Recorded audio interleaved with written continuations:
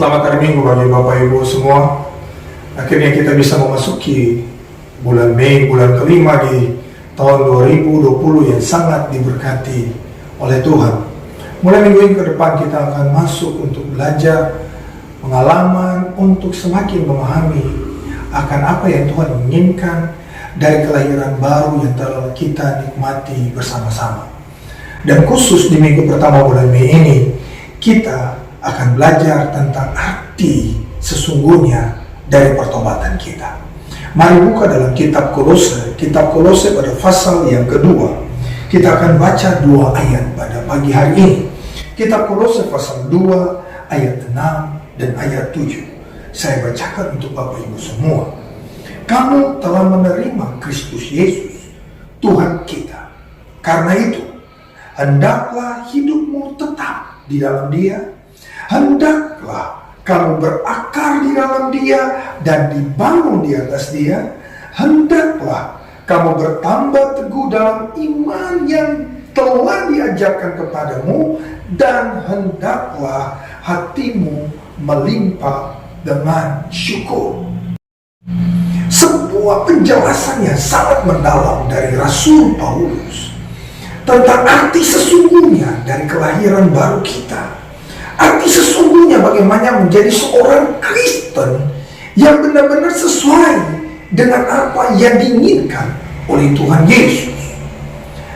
Ada 4 hal yang merupakan bingkai sesungguhnya dari pertobatan yang harusnya kita hidupi setiap hari. Yang pertama, Paulus berkata, hendaklah kamu tetap di dalam Dia.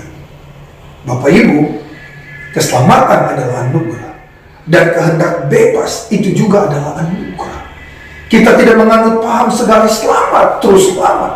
Keselamatan adalah anugerah, dan keselamatan harus kita kerjakan.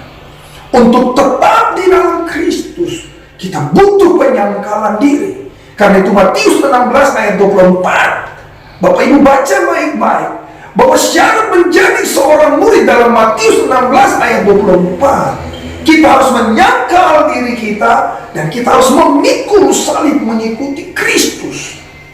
Sesungguhnya tanpa penyangkalan diri, kita akan lebih suka mengikuti kehendak bebas kita.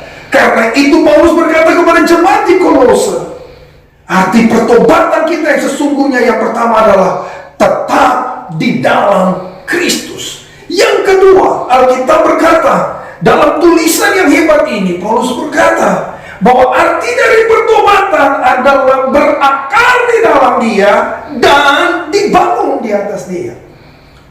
Bapak Ibu, akar adalah merupakan bukti bahwa ada hubungan antara tanaman dengan tanah.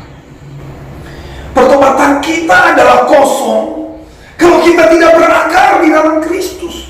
Karena hubungan kita yang telah dibaharui oleh Tuhan Yesus di salib hanyalah akan terbukti apabila tiap hari kita berakar di dalam Kristus.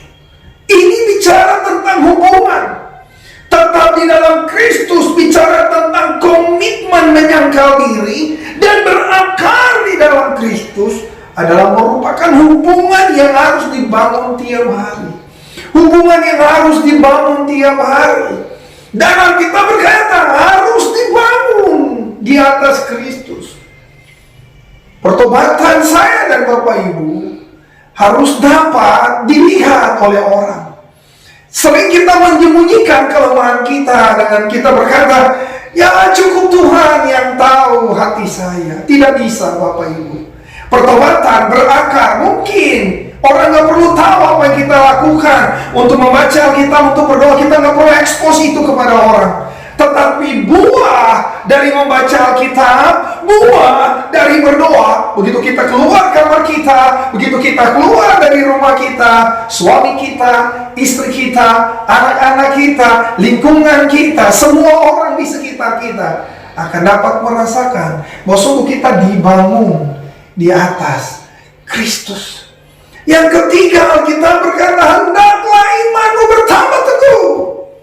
Bapak Ibu, Ibrani 12 ayat 1 dan 2, kita punya banyak saksi. Kita punya banyak saksi dalam perlombaan iman ini.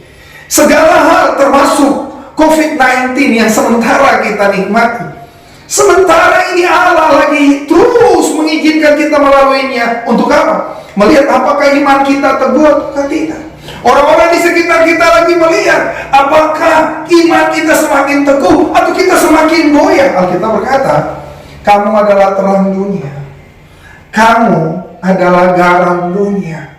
Dalam kondisi seperti ini, iman kita harus semakin teguh.